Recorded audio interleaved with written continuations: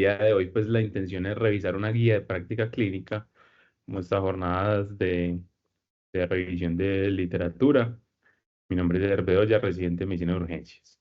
Entonces, eh, vamos, la guía pues que les había compartido previamente y que es la intención de revisar hoy, es esta guía que salió este año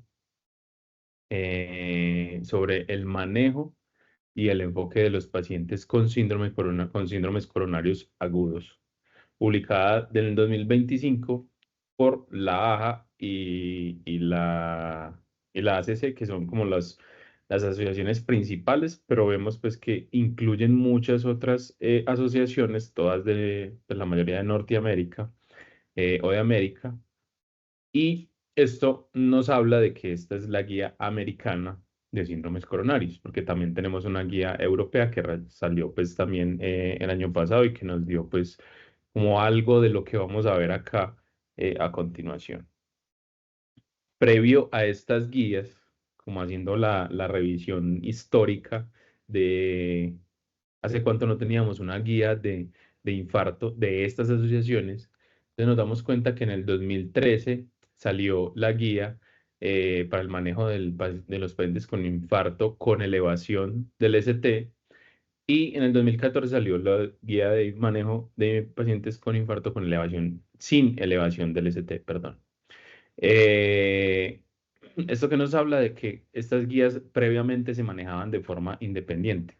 Separaban los síndromes coronarios agudos con elevación versus sin elevación, y cada uno tenía una guía independiente.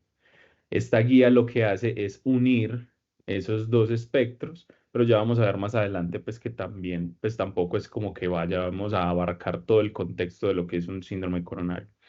Previo a esto también había una actualización del 2015 de ya más como de estrategias de reperfusión, que todo esto fue aportando a que se desarrollara la guía. Entonces veamos que hace mucho tiempo, hace más de 10 años, que estas guías no se actualizaban y tal vez nosotros no notemos que es tanto tiempo el que llevábamos sin que se actualizaran esas guías, porque pues tenemos el concepto de la americana y tenemos el concepto de la europea, y cada una va sacando sus guías, y aparte pues no es un secreto que es un tema supremamente estudiado y que cada año pues van saliendo publicaciones a lo largo del manejo de estos pacientes, y que el manejo pues ha sido muy universal. Entonces esto nos apoya o pues nos ayuda a que la actualización sea persistente a pesar de que las guías se demoren tanto tiempo en salir. Este es pues el autor que figura como autor principal de la guía. En realidad es uno, es pues su papel principal es de editor de esta revista de Circulation, donde fue publicada la guía, pero tiene pues varias, ¿cómo decirlo? Como su cartón profesional, pues es director de varias unidades de cardiología y profesor de facultades pues de medicina y de cardiología. Aparte, pues hace parte de varios comités de cardiología y de hemodinamia y de angiografía. Entonces, pues es una persona que es como el que ponen como líder de toda la publicación, porque como vimos previamente, o como se va a mencionar, son muchas las personas que hacen parte del desarrollo de esta guía, pero este es el que figura pues como el principal. Desde que salió, pues este es el reporte que ellos nos dejan: 7 citaciones, salió este año, y vemos que desde febrero hasta el momento en el que hice la revisión, pues ya llevaba 7 citaciones en nuevas publicaciones y más de 300.000 descargas, que nos implica pues como que todos vamos a la vanguardia de lo que va saliendo y nos vamos actualizando con esto. El grupo, pues entonces, el grupo que trató de dilucidar esta guía, o que sacó esta guía, pues para que nosotros la pudiéramos leer y tuviéramos el contexto, pues fue conformado por varias especialidades. pues esto abarca un montón de nombres que, pues obviamente por cuestiones de tiempo y porque no es el objetivo, pues no los voy a traer, pero tenemos que tener en cuenta que incluyen cardiólogos generales, intervencionistas, sino cirujanos cardiovasculares, cardiólogos de cuidado crítico, médicos de urgencias, expertos en imágenes cardíacas, enfermeros de práctica avanzada, farmacéuticos clínicos y representantes de los pacientes. Entonces vemos que sabemos pues la calidad de todas estas guías y la responsabilidad que tienen ellos con todas estas guías a nivel universal, y asimismo ellos incluyen pues múltiples especialidades para tomar las decisiones que tienen que tomar. Todo esto en representación pues de varias sociedades, como les dije, todas de América. ¿Cómo hicieron la búsqueda? Entonces, lo que hicieron ellos fue investigaciones en seres humanos, publicados, artículos publicados en inglés y que estuvieran indexados. Hicieron una revisión desde julio del 2023 hasta abril del 2024, pero algo importante es que en el proceso de redacción de la guía y de edición, perdón, de redacción de la guía, si salía algún estudio nuevo que pudiera aportar a esas recomendaciones, pues lo incluían y si lo consideraban relevante, lo incluían. Las bases de datos que ellos incluyeron fue Medline, Embase, Cochrane y esta otra base de datos. Incluso ellos mencionan otras, pues ponen entre otras, pero no mencionan dilucidadamente pues cuáles fueron los otros que buscaron. El caso es que es una amplia búsqueda la que ellos realizan, aunque es un poco limitado pues por la barrera del idioma que solo incluyen publicaciones en inglés, aunque pues ellos es una guía americana. Esta es como la estrategia de búsqueda y las palabras claves que ellos incluyeron para rescatar todos los artículos que fueran posibles para todas las recomendaciones. No me voy a detener en esto, simplemente para mostrarles lo que ellos nos aportan, cómo hicieron la búsqueda y de dónde salió pues todas esas recomendaciones que vamos a ver de acá en adelante. Esto nos trae al cuadro que clásicamente traen todas las guías, que nos va a definir cuál es la fuerza de la recomendación dividido en clases y cuál es el nivel de evidencia pues, o la calidad de la evidencia con la que nos dan esas recomendaciones. Siendo clase uno, y esto semaforizado, que pues es algo agradable a la vista porque uno ya de entrada sabe lo que probablemente es beneficioso y lo que probablemente haga daño, viendo el verde y el rojo, y los niveles de evidencia pues en un tono azul que varía entre las recomendaciones. Siempre esperamos pues tener lo más alto entre la fuerza de recomendación y la calidad de la evidencia que da esa fuerza de recomendación. Entonces, ya entrando en materia, pues no amplío mucho antecedentes de esto, pues porque las guías ya las hemos revisado en contextos anteriores y pues porque es una guía extensa. Eh, y quiero entrar de una en materia para que hablemos completamente de la guía. Entonces, lo primero, lo quise dividir en varias secciones y lo primero, como para que nos vayamos orientando en lo que haríamos nosotros en el servicio de urgencias, cabe aclarar de que las recomendaciones que les voy a mostrar acá no son todas las recomendaciones de la guía, son las recomendaciones que considero y que consideré que nos competen a nosotros en el servicio de urgencias y que pueden ser cambios con respecto a las guías que les había comentado previamente que teníamos de estas sociedades que publican. Tal vez cuando uno termina y tal vez cuando termine la revisión, pues las recomendaciones no varíen mucho de lo que conocemos, pero es porque pues ya el año pasado tuvimos la oportunidad de revisar la guía europea y eso ya nos deja unos conceptos muy frescos de lo que se está recomendando, pero para la recomendación de la AJA pues sí tiene algo de variación. Entonces, primero, hablando del abordaje, hay que hacer claridad en que ellos incluyen acá síndrome coronario agudo con elevación del ST y sin elevación del ST, pero ellos nos dicen que solamente van a incluir el infarto tipo 1 basados en la cuarta definición de infarto del 2018, que el infarto tipo 1 es básicamente ese infarto que se da porque normalmente tenemos unas placas, pues o normalmente no. eh, en estas condiciones tenemos unas placas ateroscleróticas, esas placas se pueden erosionar o romper y de ahí generar una trombosis parcial o completa. Y esto disminuye el flujo a través de las coronarias y produce la isquemia que conocemos como el síndrome coronario. Este es el infarto del que vamos a hablar y del que ellos tocan en la guía. Los infartos tipo 2, los infartos tipo 3, tipo 4 no se incluyen en esta guía y ellos hacen como un abrebocas de que probablemente vayan a sacar guías enfocadas en esos otros tipos de infarto que tienen otras consideraciones distintas. Dado eso, pues nos dan un espectro de que vamos a evaluar síndrome coronario agudo con elevación del ST, sin elevación del ST y angina inestable. Entonces, empezando con las recomendaciones, pues hay algo bueno y que lo quise traer, aunque vamos a ver pues que no varía mucho de la próxima recomendación, y es que em, ellos hacen apartan un capítulo para el ámbito prehospitalario. Y esto me parece supremamente importante porque si bien nosotros vamos a trabajar en urgencias, pues tenemos que tener muy de la mano el manejo con el ámbito prehospitalario y educar a los médicos y al personal que trabaja en el ámbito prehospitalario. ¿Qué recomendaciones nos dan ellos? Nos dicen, eh, primero, en pacientes que usted sospeche un síndrome coronario agudo, uy, perdón, esto se me movió.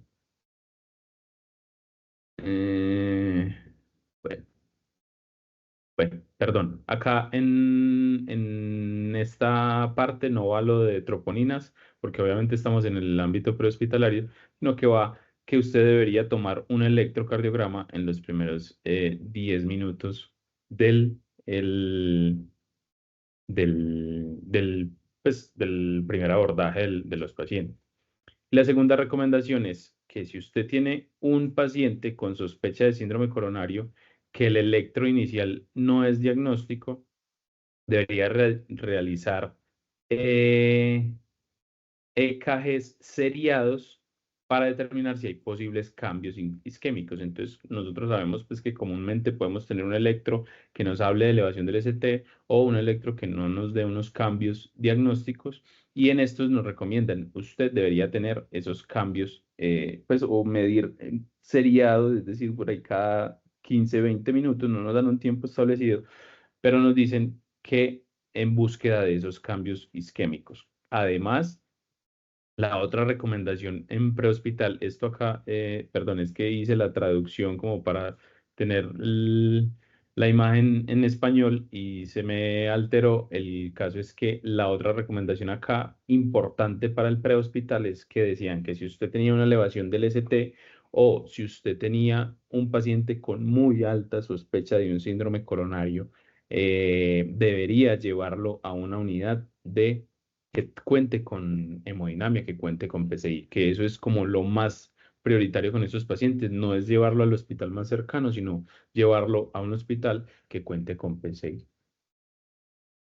Ya cuando nos llega a nosotros, haciendo parte de ese abordaje, pues entonces no varía mucho. Acá sí nos dan una recomendación y es que debemos tener un electrocardiograma en los primeros 10 minutos para guiar el manejo de esos pacientes. Y si este electrocardiograma no es diagnóstico, pues nosotros también deberíamos hacer electrocardiogramas seriados porque en alguno de esos podemos ver cambios que se relacionen con esa isquemia o cambios que se relacionen con patrones de alto riesgo y que nos cambie como la urgencia con la que vamos a manejar esos pacientes. Incluso, pues, y más especial cuando la sospecha clínica es alta o cuando los síntomas son persistentes o el paciente está empeorando la condición. Si no tenemos esto, pues si no tenemos ninguna de estas tres, pues deberíamos hacerlo con un tiempo que nosotros establezcamos, pero si el paciente se está deteriorando o presenta cualquier otra alteración, de una deberíamos tomarle un nuevo electrocardiograma.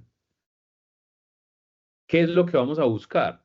Entonces, ellos nos dicen, usted puede buscar una elevación del ST o cualquier otro cambio que me oriente a que no es una elevación del ST. Entonces, usted puede evaluar el paciente con elevación del ST, pues ya la definición sigue siendo básicamente la misma, es que yo tenga una elevación nueva o presumiblemente nueva de más de 1 milímetro en más de dos derivaciones anatómicamente contiguas medidas en el punto J. Y esto es muy importante porque yo voy a medir ese cambio que hay en el punto J del electrocardiograma y las derivaciones contiguas. Acá esto lo traigo pues de otro artículo, pero esto es básicamente que nos representa territorios que están irrigados por ciertas arterias. Entonces, si yo tengo dos derivaciones contiguas en alguno de estos, ya estoy hablando de una elevación del ST. Con la excepción pues de B2 y de B3, que ya tenemos unas consideraciones en los hombres y en las mujeres, pues que no me voy a tener mucho en esto. ¿Qué es que también se puede ver? Entonces podemos ver, y aquí decían que si usted tiene síntomas o si usted tiene un tipo de clínica que lo haga sospechar de que ese paciente tiene un infarto de cara posterior o tiene una extensión al ventrículo derecho o un infarto de cara derecha, usted debería completar las derivadas del electrocardiograma tomando derivadas derechas y derivadas posteriores, teniendo en cuenta que en estas la elevación del ST no va a ser de 1 milímetro, sino de 0,5 milímetros. Y que usted podría encontrarse eh, otros hallazgos en el electrocardiograma que no necesariamente tienen que ser elevación del ST, pero que pueden ser de alto riesgo, como por ejemplo un bloqueo de rama izquierda, eh, pero nos hacen la claridad, y esto me parece importante porque esta guía nos menciona de que si usted tiene un bloqueo de rama izquierda nuevo en un paciente que está asintomático, eso no se va a considerar como un equivalente ST, sino que usted debería individualizar el paciente y mirar qué es lo que está causando, pues si hay algo más. Obviamente, pues eso no va a tomar importancia si no tiene clínica, pero es bueno que hagan esa claridad. Y lo que es no ST, pues entonces que nosotros veamos un descenso nuevo, ya sea horizontal o descendente, esto es muy importante, horizontal o descendente, más de 0,5 milímetros en dos derivaciones continuas, o inversión de la onda T más de 1 milímetro en dos continuas, con una onda R preeminente, una relación RS mayor de 1, o una elevación transitoria del segmento ST. Podemos llegar, vemos esto de entrada y recordemos que esto es cambiante y puede que lo veamos y no sea persistente la oclusión, por ende no es persistente la elevación, y esto ya cambia el espectro de una elevación del ST versus una no elevación del ST. Para fines prácticos y como de abreviatura, a partir del el momento le vamos a llamar STEMI al elevación del ST y no STEMI al del no elevación del ST. Cuando usted tenga signos de falla derecha, que esté sospechando infarto de cara derecha, pues entonces debería hacerle, pues como les dije, la extensión de las derivadas. Y es muy importante que usted repita los electros. Y esto lo basan en varias literaturas. Acá les traigo una eh, que nos hablaba básicamente, esto es un estudio observacional, 41.000 pacientes con infarto con elevación del ST. ¿Qué hicieron ellos? Ellos vieron que pues, había un gran porcentaje,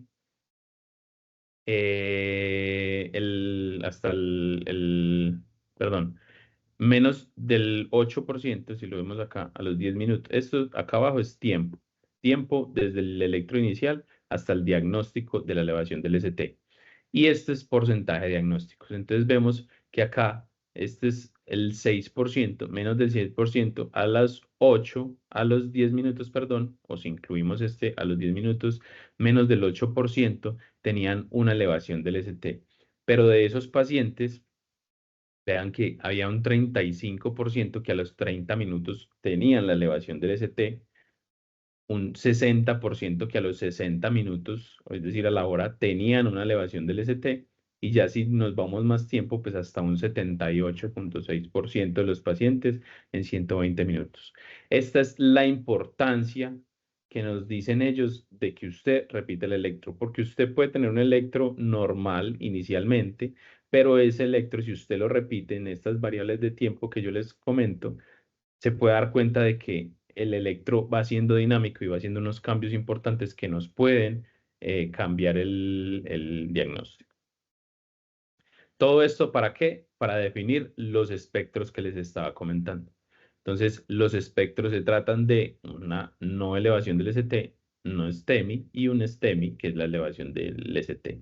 Básicamente, ellos acá pues ya se arriesgan a decir como lo que estamos hablando últimamente del cambio de la nomenclatura que vamos orientándolo a un evento coronario oclusivo o no oclusivo. Ellos dicen acá no STEMI es con oclusión parcial y el STEMI con oclusión completa.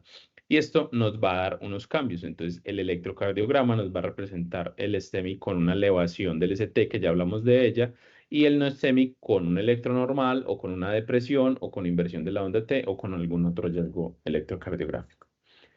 Acá ellos dicen, usted, para incluir también este espectro, se puede apoyar en las troponinas también, en los biomarcadores. Y si usted tiene un paciente que no tiene elevación del ST, y tiene una troponina negativa, usted lo puede considerar en el espectro de angina inestable. Si esa troponina está positiva, lo puede considerar en el contexto de un paciente con no elevación del ST.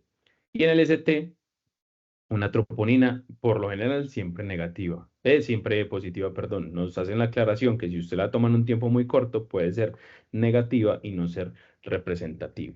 Sin embargo, pues esto es básicamente para la definición, pero recordemos que para el diagnóstico del ST, si yo ya tengo una elevación y una clínica concordante, yo no necesito una troponina ni esperar el resultado para definir la conducta. Basado en esto, pues nos vamos. Otra recomendación, esta es la recomendación del no STEMI, lo pongo no STEMI por lo que les acabo de decir de las troponinas. Esta es una recomendación del manejo intrahospitalario, pero lo que les acabo de decir de las troponinas nos va a servir mucho más sin elevación del ST. Entonces nos dice que yo debería medir lo más pronto posible, desde el ingreso de ese paciente, unas troponinas, idealmente utilizando ensayos de alta sensibilidad, que son los que deberíamos tener ya prácticamente todos. Y nos dicen también que en pacientes con sospecha de síndrome coronario con una troponina inicial no diagnóstica, debería repetir esa troponina y repetir utilizando unos tiempos que son tiempo cero y de 1 o 2 horas para las troponinas de alta sensibilidad o de 3 a 6 horas para los ensayos de troponina convencionales, es decir, las que no son de alta sensibilidad, aunque nos recomiendan de que esas troponinas no las deberíamos estar usando ya, pues porque tenemos mejores opciones. Pero si usted está en un lugar donde solo cuenta con troponinas convencionales, tenga en cuenta que usted no puede aplicar algoritmos de 1 a 2 horas, sino de 3 a 6 horas. Entonces, esto nos lleva al primer algoritmo de ellos, y es básicamente, usted le llega a ese paciente el resumen del abordaje, que es lo que estamos haciendo. Historia clínica, examen físico adecuado, usted sospecha el síndrome coronario, le toma el electro en los primeros 10 minutos, esto no cambia mucho, le toma una troponina si es que no tiene diagnóstico, si tiene un STEMI, pues lo lleva a una terapia de reperfusión, y si no, tómele electros seriados y tómele una troponina y hágale curva a la troponina en caso de que la primera no sea diagnóstica. Con esto, con todo esto que ustedes le dan acá, defina cuál es el riesgo de su paciente. Y eso nos lleva al segundo punto, que es el riesgo. El riesgo, ellos nos dan varias estrategias de estratificación del riesgo. Básicamente, las más conocidas, el GRACE y el TIMI. Hay que entender que el TIMI tiene dos escalas, que es una para angina inestable y no ST, y el TIMI para elevación del ST. El GRACE sí es para síndrome coronario global. Eh, ¿Cuál es la recomendación? Ellos nos dicen no hay ninguna que sea mejor que la otra. Tenga en cuenta que el GRACE usted lo va a poder utilizar en cualquiera de los dos contextos y que nos va a definir bien el riesgo. Y para la población de nosotros, pues hay que entender que el estudio pivotal del GRACE incluyó población muy cercana a la población que nosotros manejamos. Es decir, es muy comparable con lo que nosotros tenemos a la mano. eh, entonces va a ser como más fácil, pues, o más acertado relacionarla con el GRACE que con el TIMI. No quiere decir que usted no puede utilizar TIMI o no puede decir que usted no puede utilizar las dos. El caso es que defina el riesgo del paciente. Esto pues hay muchas calculadoras en internet, los puede tener, pues, tener en cuenta cuáles son los ítems que pide. em, y según el resultado, pues nos va a dar un riesgo de mortalidad, que todo esto nos va a hablar del riesgo y nos va a definir al paciente en diferentes tipos de riesgo. No es solamente el GRACE, también es el contexto clínico. Y esto nos lleva a otro algoritmo que ellos nos proponen, y es usted después de que hace todo esto, define el riesgo de su paciente y pone un paciente con bajo riesgo, tenga puntajes de GRACE o de TIMI bajitos, que tenga ausencia de síntomas, troponinas bajo el percentil 99, que no tenga cambios dinámicos. ¿Esto para qué nos sirve? Para usted definir qué va a hacer con su paciente. Y nos dice que usted puede llevar una estrategia invasiva de rutina o pues, de forma selectiva. Y usted puede definir si hace manejos no, pues una estratificación no invasiva durante la hospitalización y, o hace una estrategia invasiva dentro de la hospitalización o, más recomendado, de forma selectiva o después del alta del, del paciente. Si usted tiene un riesgo intermedio, pues ya váyase por una estrategia invasiva. Nos dan un tiempo acá con recomendación clase 2A menor de 72 horas. Si usted tiene alto riesgo, es decir, ya puntajes de Grace elevados y que tenga algunos cambios dinámicos o que tenga algunos otros factores que nos lleven a ese paciente a este riesgo alto, debería llevarlo en las primeras 24 horas.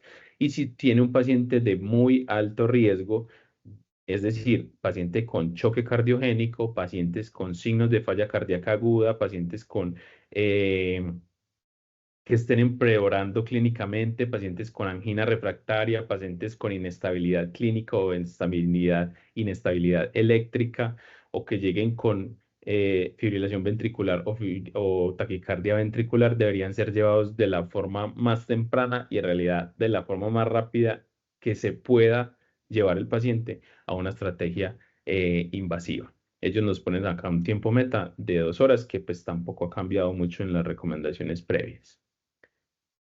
Y eso nos lleva a la recomendación en el paciente en paro. Ellos lo ponen paciente en parada cardiorrespiratoria y lo pongo acá en comillas porque en realidad si uno mira las recomendaciones, pues no es un paciente en paro, es un paciente que ya salió del paro, que hizo un paro por un infarto y que usted lo sacó del paro para que usted lo pueda trasladar. Acá dicen, si usted no tiene PCI, lo debería trasladar por un sistema de emergencia médico a un centro que tenga PCI. Si usted lo reanimó y tiene PCI, debe llevarlo a PCI y tenga en cuenta el pronóstico de su paciente y cuál es el estado neurológico después de que sale del paro. Porque le dicen, si usted tiene buen estado de conciencia o tiene buen pronóstico neurológico y el paciente tiene una elevación del ST después del paro, debe llevarlo a PCI. Si ese paciente tiene mal pronóstico o está en coma y es una elevación del ST, la decisión debe ser más individualizada, analizando pros y contras de llevar a ese paciente. Y los pacientes que estén en un paro, que estén comatosos, que estén estables hemodinámicamente y no tengan evidencia de elevación del ST, no se recomienda la PCI de forma inmediata. Ellos acá en paro nos hablan solamente de PCI. Una cosa importante y que no la había incluida y que debería estar incluida es la estrategia de fibrinolisis, porque hay un apartado de las guías europeas que habla de la estrategia de fibrinolisis en estos casos, sobre todo cuando yo no tengo disponibilidad de PCI, porque el hecho de trasladar, pues ellos lo pueden ver de una forma muy fácil, pero sabemos la complejidad que es trasladar a un paciente después de todo esto. Eh, pero en este momento, pues no tenemos recomendaciones por parte de ellos frente a eso. El tercer punto nos lleva al manejo y pues ya hablé un poquito del manejo, pues en realidad va a ser la estrategia de reperfusión, pero hay varios tipos pues de medicamentos que podemos utilizar que hacen parte del manejo médico que le vamos a dar a estos pacientes.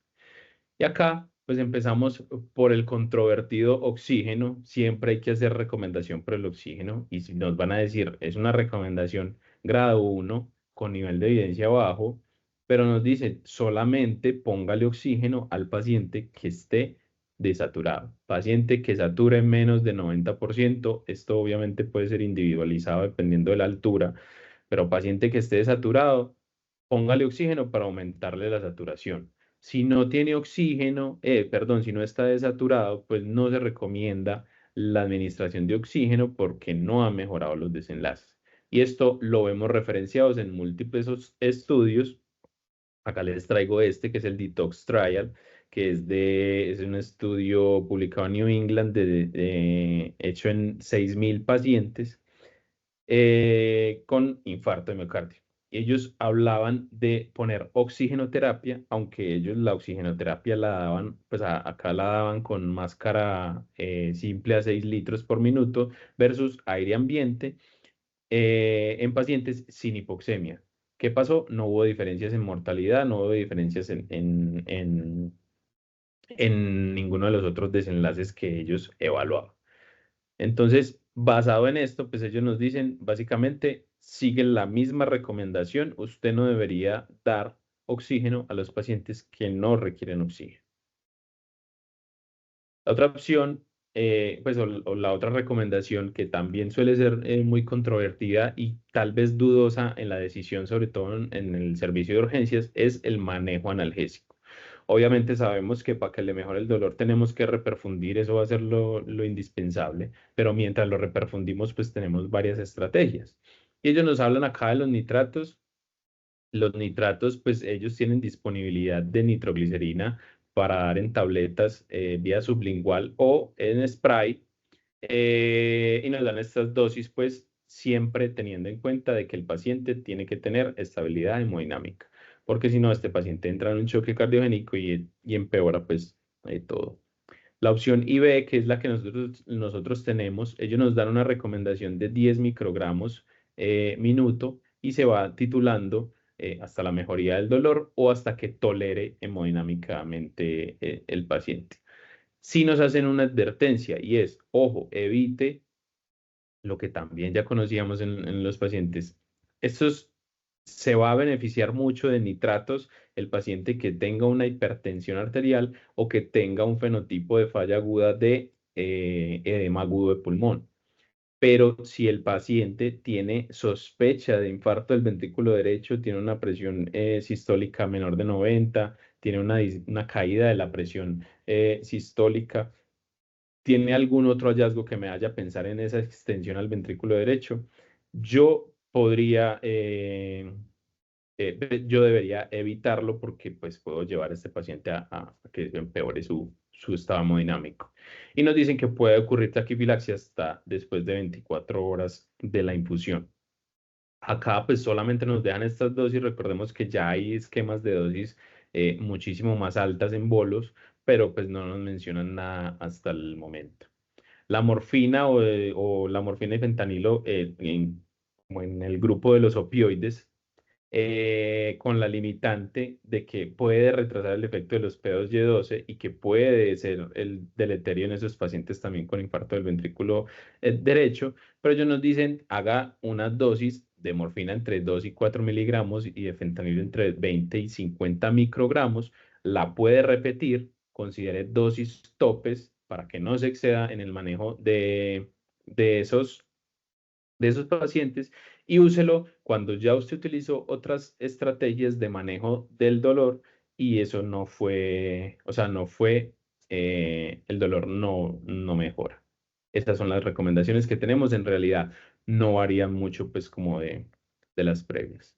En cuanto a antiagregantes, pues aumentan un poquito estas recomendaciones, un poquito más de fuerza. La aspirina sí, a todos. Y acá nos hacen una aclaración de que deberíamos darle cargas a todos los pacientes, así el paciente ya venga recibiendo aspirina. Si el paciente ya le dio un infarto previamente, ya venía con aspirina tomando, igual yo le debería dar cargas a mis pacientes siempre con aspirina.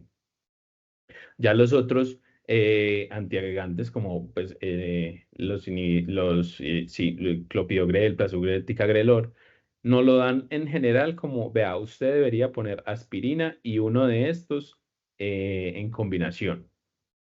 Estos tres no los debería poner en pacientes como premedicación. Ya vamos a hablar un poquito más adelante de eso.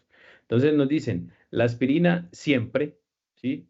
El Clopi no lo dejan como una opción cuando no haya ni prasugrel ni ticagrelol, cuando yo no tenga disponibilidad o no los pueda poner por alguna cosa, o si yo voy a llevar a mi paciente a una trombolisis sistémica. Si lo voy a llevar a una trombolisis, el único que tiene estudios es el CLOPI y es recomendación 1A y yo debería utilizar solamente esa.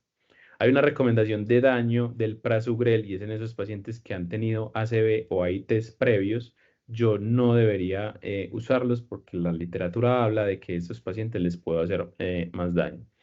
Y el TICA lo recomiendan también muy equiparado con el brazo, aunque lo recomiendan incluso igual, aunque sabemos pues que literatura reciente puede poner un poquito mejor al prasugrel que al ticagrelol. Pero nos dan el TICA como una opción cuando el paciente no lo voy a llevar a una estrategia de manejo invasivo, sino que lo voy a dejar simplemente con el manejo. Esto es como la consideración que yo voy a tener. Y ellos nos dicen, ¿cómo lo va a escoger usted? Aquí les traigo otro algoritmo. Esto va a ser dependiendo de a dónde voy a llevar yo a mi paciente. Ojo que esto es los pacientes que yo les estoy haciendo, o sea, después de la intervención. Es decir, yo le voy a hacer una PCI a un paciente, nos recomiendan ASA o ticagrelor o prasugrel. Vean que acá no nos mencionan el clopi. Nos dicen abajo clopi cuando esos anteriores no estén disponibles o no sean tolerados. Si lo voy a llevar a un bypass, ASA, ticagrelor o clopidogrel, acá el prasugrel pues se asocia a peores desenlaces, entonces no lo incluyen. Si yo no planeo llevar al paciente a una estratificación invasiva, que es lo que les había hablado, se puede dejar pues o la opción a considerar es el ticagrelol, clopi cuando no esté disponible el ticagrelol o no sea tolerable. Y si yo lo voy a trombolizar, una elevación del ST, pues solamente clopi. Listo. Em, Como pretratamiento, entonces ya vamos a ver que no hay una evidencia fuerte en la que yo debería usarlo. Esto nos lo dan como estudios de que básicamente mi paciente debería salir con eso o debería en el momento de que le van a hacer la intervención o la estratificación invasiva, deberían ponerle esa combinación. Pero para nosotros en urgencias ya hay varios estudios. Este es, por ejemplo, uno, el estudio ACOAST, que incluyó 4.000 pacientes con ST, pues con un infarto con elevación de ST. Unos recibían prazo y los otros recibían placebo y no se mostró ningún beneficio. eh, en cuanto a la mortalidad y a los desenlaces duros del estudio, pues más que todo mortalidad, pero sí hubo una diferencia en los pacientes en cuanto al sangrado. Entonces, básicamente de pretratamiento no utilizamos prasugrel. Ticagrelol, lo mismo. Ticagrelol, este es el estudio Atlantis del 2014, incluyó como 1.800 pacientes, comparaban unos pacientes que les daban ticagrelol de forma prehospitalaria y otros que les daban ya pues en el laboratorio de hemodinamia y evaluaban la resolución de la elevación del segmento ST, que no hubo diferencias, la tasa de eventos cardiovasculares mayores, que tampoco hubo diferencias, y lo único que nos decían era que había una diferencia en los pacientes que se iban con este manejo y que presentaban trombosis del stent. Tal vez los que se le iniciaban de forma prehospitalaria tenían menos trombosis del stent que los que se le iniciaba de forma hospitalaria. Sin embargo, pues como les digo, probablemente como pretratamiento en urgencias no vayamos a utilizar sino la aspirina y ninguno de estos. Esto se lo dejamos pues como al laboratorio. La anticoagulación, este es otro pilar fundamental con fin de disminuir pues, todas las complicaciones trombóticas que se pueden derivar de las intervenciones que yo le vaya a hacer. Eh, la heparina no fraccionada clásicamente ha sido como el preferido, ¿cierto? sobre todo en los pacientes sin elevación del ST. Sin embargo, pues la literatura y lo que ellos nos ponen aquí, y que les voy a mostrar a continuación, nos habla de que tal vez la enoxaparina sea más factible. ¿Por qué?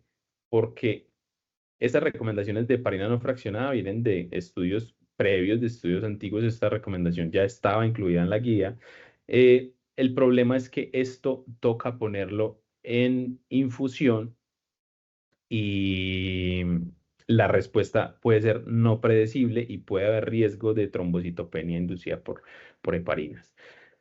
Sin embargo, pues ellos nos dan como una conclusión de las tres y es básicamente, si usted lo va a llevar a trombolisis, pues lo que más tiene estudios y lo más avalado es enoxa. Tenga en cuenta que la enoxa, si usted lo va a llevar a trombolisis, usted tiene un cambio en la dosificación y tiene un bolo intravenoso para los menores de 75 años, eh, y luego continúa con un esquema subcutáneo. En el caso de la trombolisis, si usted lo va a llevar a PCI, o más bien si usted tiene un no ST que va a llevar a una estrategia de PCI, considere la heparina no fraccionada si la tiene disponible. Incluso esto es más como en el momento de la PCI, entonces podría ser más en relación para el uso en hemodinamia. Y utilice la opción, si le parece, pues si considera difícil, bivalirudina. O enoxaparina también nos lo dejan como opción. Y si usted le va a dar manejo médico, pues fondaparinox puede ser una opción para esos pacientes. ¿Cuánto tiempo lo vamos a dejar? Pues si usted trombolizó el paciente, lo que nos dicen es básicamente que esa anticoagulación debe durar por lo menos 8 días o hasta el egreso del paciente, que por lo general se cumplen dentro de ese tiempo o pues, lo que se cumpla primero. Y si usted llevó el paciente a PCI, por eso la heparina no fraccionada, si usted lo llevó, le puso heparina no fraccionada, cuando salga del procedimiento lo trasladen a la UCI para vigilancia. Si no tiene ninguna otra indicación de continuar la anticoagulación, se puede suspender. Este es lo que les comentaba, este es el estudio ATOL, un estudio de 900 pacientes. Básicamente evaluaron cómo les iba con heparina y cómo les iba con enoxaparina y vieron que los pacientes les iba mejor con el uso de enoxaparina que con el uso perdón, con el uso sí, les iba mejor con el uso de heparina que perdón, con el uso de enoxaparina que con el uso de heparina no fraccionada. Otro debate importante en la literatura es el beta bloqueador y acá ellos se arriesgan ya a decirnos, hay una recomendación 1A de darle beta bloqueador a esos pacientes temprano, en las primeras 24 horas, con fines de reducir el riesgo de reinfarto y arritmias ventriculares. ¿Por qué digo que esto es, pues esto tiene contexto fisiopatológico y es que van a disminuir la demanda de oxígeno al miocardio, reducen la frecuencia cardíaca, la presión arterial y mejoran la contractilidad? Útil mucho en los pacientes con falla cardíaca y con FEBI disminuida. El caso es que, uy, perdón, teníamos un debate porque previamente teníamos estos estudios, este es un metaanálisis del 2014 del doctor Bangalore, que básicamente evaluaba los desenlaces de los pacientes que recibían betabloqueadores y dijo que en mortalidad no había ninguna diferencia, pero que esos pacientes desarrollaban más choque cardiogénico. Entonces, por eso era como la limitante de no utilizarlos. Sin embargo, pues han salido estudios que pues también dicen probablemente no haya diferencia en la mortalidad, pero es que lo que queremos evaluar son otras cosas. Y nos dicen, en el tamaño del infarto, pues no va a haber una diferencia significativa, en la fracción de eyección tampoco, pero en la incidencia de arritmias malignas, perdón, arritmias ventriculares, pues sí va a ser favorable. Entonces nos dicen, utilícelo. Obvio, si el paciente tiene riesgo de un choque cardiogénico, no lo utilice, pero nos dice, si en esas 24 horas, en las primeras 24 horas usted no lo pudo poner, reevalúe a las nuevas 24 horas. Venga, ¿será que el paciente ya salió de ese riesgo que tenía de desarrollar choque y ya le puedo poner el beta bloqueador? Y ahí lo recomiendan poner. Entonces es una recomendación que me parece novedosa y que saca un poquito ese debate que existía y con la fuerza que ellos lo dan, pues deberíamos considerarlo. Lo otro es la estrategia de reperfusión acá dentro del manejo, pues PCI y trombolisis. Idealmente, pues dice, si usted tiene PCI, tiene disponibilidad dentro de su hospital, menos de 90 minutos. Esto no cambia si usted no tiene disponibilidad en menos de 120 minutos. Pacientes con choque cardiogénico deberían llevarse a la estrategia y si está dentro de las 12, 24 horas o a medida que avanza el tiempo, vean que la recomendación va disminuyendo. Trombolisis, básicamente, la primera recomendación en trombolisis es, si usted tiene opción de llevarlo a un centro que tenga PCI, llévelo. Si no, trombolícelo. Y ojalá ese paciente esté dentro de las primeras 12 horas, porque si no, no le va a servir. Si ese paciente está más de 12 horas, mejor trasládelo a un centro que tenga PCI y que le hagan PCI. ¿Esto de dónde sale? Pues esto también lo conocíamos hace mucho tiempo. Estos estudios que primero comparan PCI versus fibrinolisis. Obviamente le fue mucho mejor a la PCI, entonces por eso preferimos PCI. Y en los estudios del tiempo de la trombolisis, como vemos, pues cuando ya va un paciente con más de 12 horas, pues no tiene diferencias con respecto al placebo y ojalá esos pacientes más diferencias si los llevamos a una reperfusión en menos de 3 horas cuando los vamos a trombolizar. Cada minuto que yo retraso a mi paciente de llevarlo a una PCI es un aumento en la mortalidad. Este es un estudio que nos mostraba que por cada 10 minutos de retraso en la PCI, después de una hora del primer contacto médico, habían 4 muertos por cada 100 pacientes. Y eso nos arrojó varios factores relacionados con la mortalidad, entre ellos pues que yo me demore mucho y que mi paciente pues tenga algún otro tipo de complicaciones como un choque cardiogénico. La otra recomendación que también es 1A es la recomendación de la enfermedad multivaso y acá nos dicen que usted debería preferir, esto es en cuanto a preferir cirugía versus PCI multivaso, debería preferirlo en esos pacientes que tengan una enfermedad pues multivaso compleja, que tengan una estenosis significativa del tronco izquierdo con una enfermedad compleja, que tengan diabetes y enfermedad multivaso con afectación de la descendente anterior, que tengan enfermedad multivaso con una lesión compleja del tronco coronario y disfunción del ventrículo izquierdo, deberían llevarse la estrategia. Y la recomendación acá es, basados en este estudio también, es, si usted va a llevar a esos pacientes a revascularización, intervenga todos los vasos y no solamente el vaso culpable, que era también un debate a tener en cuenta. Decían que la recomendación, pues en este estudio, es que si usted revasculariza todo completo, pues va a disminuir la mortalidad por causas cardiovasculares y la tasa de reinfarto. Por último, las complicaciones, pues, las que hay que tener en cuenta, básicamente esto, la ruptura de músculos papilares, la ruptura contenida, la ruptura del septum ventricular, la ruptura de una pared libre, de la pared libre del ventrículo, siempre sospecharlo en los pacientes con dolor torácico recurrente o dolor torácico refractario, que estén acompañados de soplos, que estén acompañados de una falla cardíaca desproporcionada, choque cardiogénico o pacientes que hagan muerte súbita, sobre todo pues, al ingreso o los pacientes pues, o una semana después del infarto. También pueden haber complicaciones eléctricas y acá una recomendación importante es que nos dicen que uno debería implantar, pues, o que deberían implantarle a esos pacientes con una falla cardíaca, pues que quedan con falla cardíaca, con fe disminuida, con disminución de la clase funcional y que pueden tener alto riesgo de arritmias, implantar un cardiodesfibrilador. Y en los pacientes que queden con algún tipo de bloqueos, pues también mirar la pertinencia de implantar un marcapasos. Por último, el alta segura, pues ellos nos dan como estas recomendaciones que hay que tener en cuenta es básicamente manejarle todo lo que pueda aumentar ese riesgo cardiovascular y que nosotros, siempre que ese paciente consulte al servicio de urgencias, independientemente por lo que consulte, deberíamos tener en cuenta que de esto no está en el manejo de mi paciente, que de esto le hace falta y en qué puedo impactar.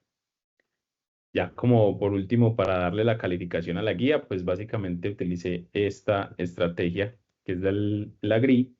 Básicamente nos dicen sobre las recomendaciones, si está la calidad de la guía, pues le doy un 6 porque hay algunas recomendaciones que ya sabemos de otros artículos y que ellos no se atreven a mencionar. La calidad de la presentación de la guía, pues me parece bien. La guía europea es tal vez un poco más agradable a la vista, pero esta pues es una buena guía y tiene recomendaciones muy fáciles de ubicar y muy deducibles. Em, los reportes de la guía pues son transparentes y son debidos, pues la información es completa en la toma de decisiones, pues yo considero que sí, que tiene alta calidad pues en las decisiones que ellos mencionan. Eh, y la calidad de la guía, pues de las recomendaciones, valga la redundancia, de la guía, también es alta porque las recomendaciones, como les mostré, pues van basadas en mucha evidencia, aunque la consideremos como que no hay nada nuevo, teniendo en cuenta pues que ya tenemos otra. En calificación global, pues 6 porque no todo fue 7. Si la usaría en la guía pues en la práctica, pues considero que pues tenemos la opción de elegir varias guías y varios artículos y con eso tomar las decisiones, entonces considero que estoy de acuerdo. Y si se la recomendaría a alguien, pues o la tomaría bueno, fue al revés. Esta sí se la recomendaría a alguien y esta sí tomaría las decisiones. Yo considero que sí. Pues por algo la traje a la revisión. Eso era todo. Muchas gracias. Quedo atento a la discusión.